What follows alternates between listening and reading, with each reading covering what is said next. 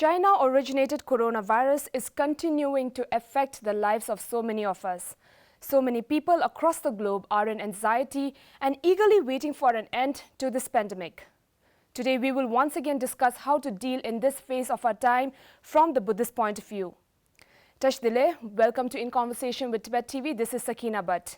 Joining with me for today, I am so honored to introduce you to His Eminence, Avikrita Vajra Sakya Rinpoche of the Sakya Phuntsok Phodrang, who has monasteries in India, Nepal and the US and is a leading figure in the new generation of teachers from the Sakya tradition of Tibetan Buddhism. Tashdile Rinpoche. Rinpoche, multiple pandemics have struck this world before and now this Wuhan virus. What is your explanation on coronavirus pandemic from the Buddhist point of view? So from a Buddhist point of view, when we deal with something very serious, we tend to be very pragmatic. So the Buddha, Shakyamuni, he once compared this to being shot by an arrow. He said, if a man gets shot by an arrow, that man is not going to care what metal the arrowhead is made of, what wood the shaft is made from, and what bird feathers at the end is of, and so on and so forth. He just wants to take that arrow out of him and to try to survive. So of course, even though we talk about the law of causality in Buddhism, this teaching is related to uprooting the cause of the suffering of samsara. Which is why we don't encourage superstitious beliefs about every individual and global event. Rather, we try to focus on the solution. Now, the solution to the specific physiological problem cannot come from a general spiritual solution, which is why Buddhism advocates a very pragmatic, a very scientific approach to the medical and safety measures that we need to deal with a pandemic of this scale. So Buddhist spiritual practices can be very effective, can be very supportive, but essentially the most important practice that we can do at this moment is the practice of loving kindness and compassion by keeping those safety measures to contain the spread of this virus and helping those we can according to those measures, even if that just means staying at home as we have been advised. With all the bad news surrounding this pandemic, many people are mentally disturbed. Could you tell us what can be done to manage stress and maintain peaceful state of mind in this situation? Okay, now this is where Buddhist practices can be very supportive at such challenges. Some people have told me that their stress is more around the fear of the threat of the virus. Some people have told me that it's more on the struggle of the quarantine. Some people struggle with the economic impact and so on and so forth. So I think the facilities of modern technology that we have at this time, like the internet, are really valuable, because not only do we can we keep up to date to the modern with the situation, even that of course can cause a degree of stress to hear the jarring side of the news all the time, but it means that we at least have some ways to remain in contact, to check on with our family members, our friends, our loved ones, when the lockdown restrictions prevent us having a more direct contact. So I think there are two factors that we as Dhamma practitioners can try to implement in this regard. First is to use our phones, to use our tablets, to use our computers and so on skillfully. So to remain informed, but not to the point, not to bombard our brains to the point where it stresses us out, or to spread unchecked information that might cause stress to others, or to waste too much time on our devices when we're indoors most of the time, and can, vary our routine with other worthwhile activities. The second thing is to keep in touch with each other.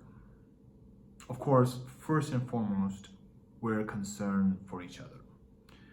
So to check in with our family members, our friends, and so on, to know that if they're okay physically. But then, we make the intention to say something encouraging, say something supportive words to promote emotional health too. Actually, long before this pandemic, His Holiness the Dalai Lama was telling us that equally as important as physical hygiene is emotional hygiene, which Tibetan Buddhist practices have a lot to contribute towards. And our teachings, they encourage us that we possess the seed of Buddha nature within each and every single one of us. That the disturbing emotions like fear, anger, despair, and so on are not part of our heart's true nature, but they're just temporary stains that can be removed through practice. So we can watch His Holiness's teachings online, like on YouTube and Facebook and so on, in English, in Tibetan, and many other languages. And of course, many other learned, Tibetan Buddhist scholars have, teachings like that online as well. And we can, learn from how to do this. Now, I'm just a beginner myself, but just to say briefly, what I found helpful of what my teachers and lamas have taught me is that, so even if we cannot manage a long formal meditation, we can all take the time to stop and attune to the flow of the breathing through the body. Not paying attention to random thoughts and feelings that might, come and go in the mind's eye, but not trying to push them away either. Rather, we choose to focus on the flow of the breathing as a channel for our healing, so for our awareness in the body. So we're not stuck up here in our heads. So as we do this, it's like an inner body massage, noticing the sensations, noticing the thoughts in our body and mind without following them, as we are attuned to the deeply calming flow of the breathing. So when we do this, we're with those feelings and thoughts, not stuck in them.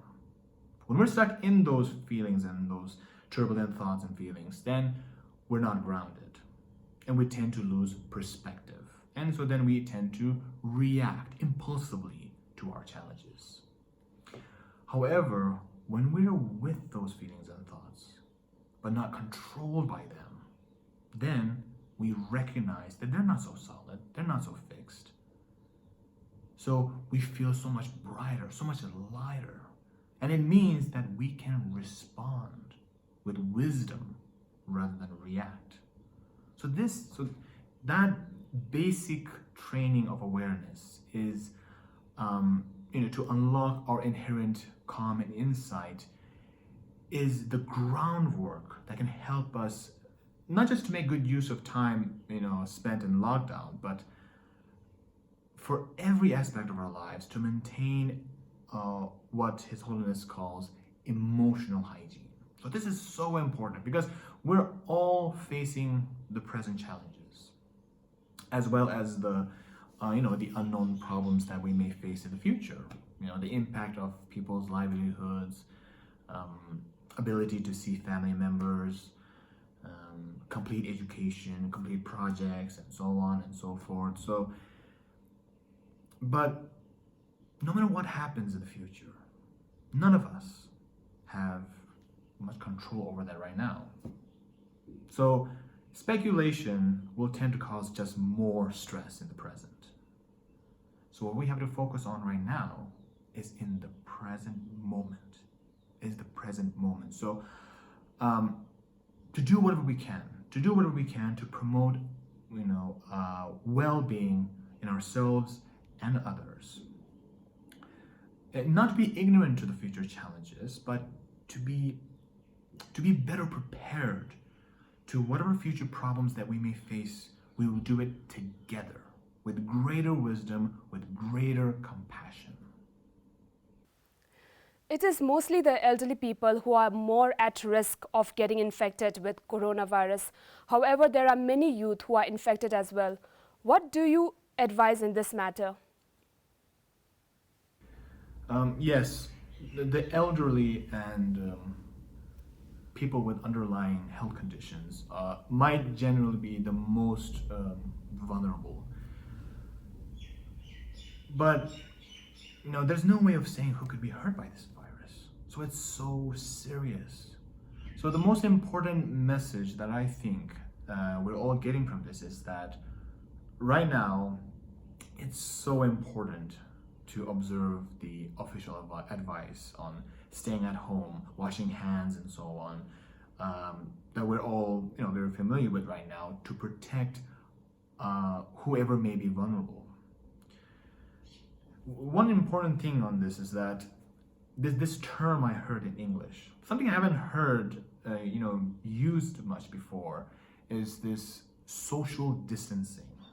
Now I prefer to call it physical distancing, because we can remain physically distant to help contain the spread of this virus as much as we can, as best as we can. But as we have already reflected on, there's so many ways of social interaction that we can use, like the social media, phone, computers, emails, and so on. So we can continue to be supportive of our family members, friends, and so on. And we can also be supported by them too, especially for the younger Tibetans. I think this is a great opportunity to use the time to learn from our elders, if we have a way to stay in touch. Because even if they cannot teach us, Tibetan Buddhist meditations as such, they can definitely, tell us stories of about the challenges they faced and so on. And so because in that way, we will learn how Dharma practices helped them through those hardships. So that's something that I will really encourage. Rinpoche, usually in our busy lives, we tend to forget about death and we hardly get to think about it. However, when misfortunes like pandemics hit and disrupt our lives, we are constantly being reminded of impermanence and death. What is the Buddhist understanding of death, and how can one overcome the fear of it? The Buddha, Shakyamuni, said that of all the footprints in the jungle, the biggest is the elephant's. And of all the spiritual practices, that of death is the biggest and the most important. So in Mahayana Buddhism, the first of the Jedintruk, the 6 recollections that we are encouraged to do every day, is the recollection of death. Now this word death, whenever we hear this word death, it instantly conjures up an uncomfortable feeling for a lot of people. But in Buddhism, death is the topic that we're encouraged to bring to the forefront of our minds every day. Not to be gloomy and grieving, but to awaken to reality, to really make the most of this precious human life we have. So we reflect as a preliminary to any Dhamma practice that the time of death is uncertain for all of us, no matter what age, no matter what present state of health. And through this, we won't be panic-stricken. We won't be anguished at a time of death. So we reflect that life is about death and impermanence. But in this life, in this very life, we can realize our Buddha nature, what's beyond birth and death. So this urges us through our own skillful reflection to really make our lives meaningful. So we need to reflect on death to put our energy on what's positive and what's meaningful inside and out right now, to promote that passion for making the most out of a life in Dharma among with our fellow Tibetans and spiritual friends. In my last interview with Thardo Rinpoche, he had a beautiful explanation on the importance of a prayer. Thardo Rinpoche mentioned saying that prayer is hope, and hope is always connected to positivity. Yeah. How do you define effectiveness of a prayer? Why are prayers so essential? So as we have already reflected, prayers alone cannot cure our present problem. Nevertheless, yes, prayers and Dharma practices we do can be very helpful. For example, some scientists have pointed out from their studies that the correlation between the affection and care a human infant and with other infant mammals receive from their mothers and the development of a healthy brain and immune system. Now, when we do prayers, such as the prayer that saved Sakya from an epidemic, composed by the great non-sectarian Lama Tangtung Gyalpo, we're focusing on Avalokiteshvara, Papachenesig, the Buddha of universal compassion. We're not begging a God who's supposed to control our fates to take this virus away. No, we don't do prayers like that in Buddhism. But we make the altruistic aspiration for healing based on the embodiment of compassion, which awakens compassion within our own hearts. So there's an actual scientific basis to the development of compassion through prayers and through aspirations, because by doing them, it can actually affect our overall well-being and health.